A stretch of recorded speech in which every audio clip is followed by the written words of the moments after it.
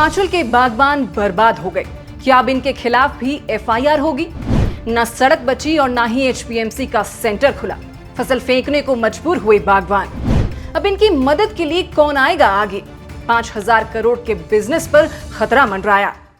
हमारी पहाड़ों की मिट्टी ने इस बार ऐसा दर्द दिया है कि सदियों की मेहनत एक पल में धूल बनती दिख रही है।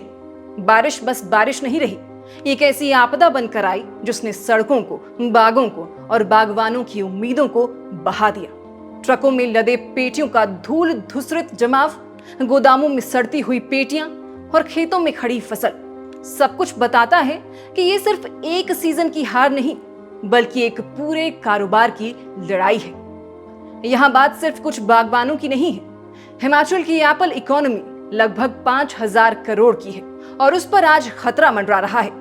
सड़कों के बंद होने से, लैंडस्लाइड्स के चलते पूरा लॉजिस्टिक्स टूट चुका है। कई जगहों पर संपर्क मार्ग खुले ही नहीं, ट्रकों ट्रॉलियों में पेटियां फंसी हुई हैं। कुछ रिपोर्ट्स में आंकड़े अलग अलग दिए गए हैं। हजारों से लेकर लाखों पेटियों तक की बात सुनने में आ रही है। कुछ मंडियों में तमाम पेटियां ऑक्शन यार्ड में खड़ी हैं, कई जगह गोदामों में और ट्रकों में सड़ रही हैं। जब सड़कों की दीवार ही टूट जाए तो फल मंडियों तक कैसे पहुंचेगा? जवाब आसान है, नहीं पहुंचेगा। और जब माल नहीं पहुंचता तो दाम घटते हैं, मेहनत बेकार होती है और कर्ज का बोझ बढ़ता है। यहाँ का दिल तोड़ देने वाला दृश्य ये है कि बागवानों ने अपनी फसल बाजार नहीं पहुंचा पाने के गुस्से में उसे नालों में फेंक दिया। ऐसी ही तस्वीरें पिछले साल भी आई थी और फिर कार्रवाई की खबरें भी आई। आज वही सवाल फिर उभर रहा है।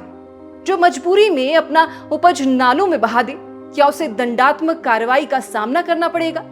क्या गुस्से और संकट में फेंके गए सेब के पीछे हम वो वजह भी देखेंगे जो सरकार और व्यवस्था की नाकामी से जुड़ी हैं? ये सवाल सिर्फ वकीलों या अफसरों का नहीं, पूरे प्रदेश की संजीदगी का है। बागवान गुस्से में है, क्यों ना हो। रामपुर, ननखड़ी, अड्डू, पुनेल जैसे इलाकों में लोग कह रहे हैं कि एचपीएमसी के खरीद केंद्र बंद पड़े हैं या सी ग्रेड सेब लेने से इनकार कर रहे हैं। खरीद बंद है तो किसान के पास दो ही रास्ते बचते हैं, औने पौने दाम में बेचना या वहीं फेंक देना। पंचायतों के नेतागण चेतावनी दे चुके हैं कि अगर खरीद शुरू नहीं हुई तो लोग सड़क पर उतरेंगे।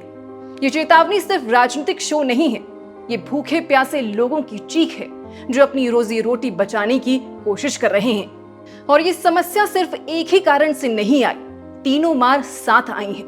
पहली मार भारी बारिश और भूस्खलन की, जिसमें सड़कें और बाग खो दिए। दूसरी मार जमीन धंसने और डंगे ड्रेनेज की खराबी की, जिससे कई बाग आज जमीन में समा गए।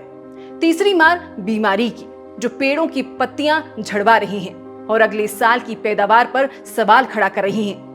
ऐसे में बागवान की चिंता सिर्फ एक सीजन की नहीं बल्कि लंबी अवधि की है। अगर पेड़ और जमीनी संरचना ही खराब हो गई तो आने वाले वर्षों की फसल पर भी असर पड़ेगा। सरकार कह रही है कि युद्ध स्तर पर सड़कें खोली जा रही हैं, प्राथमिकता से सेब मंडियों तक उपज पहुंचाना है। ठीक है, आश्वासन अच्छा है, लेकिन ग्राउंड का सच वही है जो किसान बता रहे हैं। कई इलाकों में संपर्क मार्ग अभी भी जर्जर है। लोग पैदल ही दूर दराज के इलाकों से फल लेकर आ रहे हैं और कई जगह पुराने जमाने की तकनीक यानी स्पैन लगाकर नीचे सेब उतारे जा रहे हैं। क्या यही आधुनिकता है? क्या यही हमारी तैयारी है कि जब बारिश आए तो हम पुरानी तकनीक निकाल लें और काम चलाएं? यहाँ समाधान आपात स्थिति के लिए ठीक है, पर स्थायी नहीं। हम अक्सर कहते हैं, हमारे नेता बोले कि मरम्मत के बाद पक्के डंगे, ड्रेनेज और मजबूत सड़कें बनेंगी, लेकिन ये वही कहानी बनकर रह जाती है जो हर बार सुनते हैं। आज बुनियादी चिंता ये है कि क्या इस बार इन वादों के पीछे कोई ठोस योजना है या फिर अगले मॉनसून में फिर वही दृश्य हमारे सामने आएगा। टूटे हुए रास्ते, सड़कों पर फंसी फसल और बागवानों का विलाप। हिमाचल का सेब व्यापार सिर्फ बागवानों का व्यवसाय नहीं है, ये करोड़ों की अर्थव्यवस्था से जुड़ा हुआ है। ट्रांसपोर्टर, आड़ती, पैकिंग हाउस, मजदूर सब इसी जाल में फंसते हैं। जब लॉजिस्टिक्स ठप होता है तो पूरा चेन टूटता है, और जब पूरा चेन टूटेगा तो असर सिर्फ आज पर नहीं, आने वाले सालों पर भी पड़ेगा। नौकरियां छिनेंगी, आत्मनिर्भरता कमजोर होगी और कई छोटे शहरों गांवों की अर्थव्यवस्था ठहर जाएगी। ये सवाल इसलिए भी तेज है कि क्या सरकारी नीतियां इतना नचीला रुख अपना पाएंगी कि वे सी ग्रेड फलों की खरीद करें, विक्रेता केंद्र खोलें और अस्थायी तौर पर सहायता दें? क्या राहत पैकेज इतने समय पर फास्ट ट्रैक किए जाएंगे कि बचे हुए फलों की खरीद और भेजने की व्यवस्था हो सके? क्या प्रशासन मदद के लिए सक्षम रहेगा या सिर्फ मीडिया पर शब्दों का युद्ध चलता रहेगा?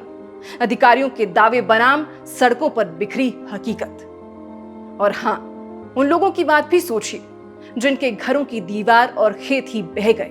कुछ जगहों पर घरों को भी नुकसान हुआ, लोगों ने अपना आशियाना खो दिया है। सरकार के दावों के मुताबिक कुछ मार्गों की बहाली हो चुकी है, कुछ खरीदें शुरू भी हुई हैं। पर सवाल यही है, क्या ये काफी है और क्या ये समय पर है? अब वक्त है कि कदम ठोस हों। सिर्फ आश्वासन और टालमटोल नहीं चाहिए, तुरंत और तात्कालिक कदम होने चाहिए। खुले हुए खरीद केंद्र, एचपीएमसी की रिफॉर्म इसलिए कि वे सी ग्रेड भी लें, टेम्पररी ट्रांसपोर्ट ऑल्टरनेटिव्स और सबसे जरूरी लॉन्ग टर्म इंफ्रास्ट्रक्चर निवेश, डंगे, ड्रेनेज और सड़क संरचना का कठोर आधुनिकीकरण, ताकि अगली बार बारिश आकर भी सब कुछ उखाड़ न दे। साथ ही प्रभावित बागबानों को अस्थायी आर्थिक मदद और कर्ज राहत पैकेज चाहिए ताकि वे खुद को संभाल सकें और अपनी बागों की मरम्मत कर सकें। अंत में ये बात याद रखिए, जब एक बागवान खेत में खड़ा होकर कहता है कि हमने ये फसल सिर्फ फल नहीं उगाई, हमने अपना घर, अपना कर्ज और अपने परिवार का भरोसा उगाया है, तो ये सिर्फ एक बयान नहीं, ये आवाज है उन लाखों लोगों की जिनकी जिंदगी इस कारोबार पर टिकी है। अगर वो आवाज दब जाएगी तो हिमाचल की पहचान, ग्रामीण अर्थव्यवस्था और हमारी सांस्कृतिक परतें सब कुछ कमजोर पड़ जाएंगी। तो आपसे एक विनती है, अगर आप भी मानते हैं कि इस मुश्किल वक्त में बागबानों को इंसाफ और ठोस मदद मिलनी चाहिए, तो ये वीडियो शेयर करो, आवाज उठाओ और स्थानीय प्रतिनिधियों से सवाल पूछो कि कब खरीद केंद्र खोलेंगे, कब सड़कों की मरम्मत पूरी होगी और बागबानों के लिए क्या राहत पैकेज है। और हाँ, आखिरी सवाल वही जो शुरुआत में ही पूछा गया था, जब मजबूरी में फेंके गए सेब के ऊपर कार्रवाई की बारी आएगी तो क्या हम उन लोगों को दंडित करेंगे जो खुद मजबूर थे, या उस सिस्टम को जवाबदेह ठहराएंगे जिसने उन्हें वहां पहुंचाया? ये लड़ाई सिर्फ बागबानों की नहीं है, ये हिमाचल की आत्मा की रक्षा की लड़ाई है। आज मदद की आवाज बनिए, वीडियो शेयर करिए, इस लड़ाई में आवाज बनिए, वरना कल बहुत देर हो सकती है। हमारी प्रस्तुति पसंद आई हो तो वीडियो को लाइक शेयर जरूर कीजिएगा। अभी फिलहाल के लिए इस खबर में बस इतना ही। नमस्कार।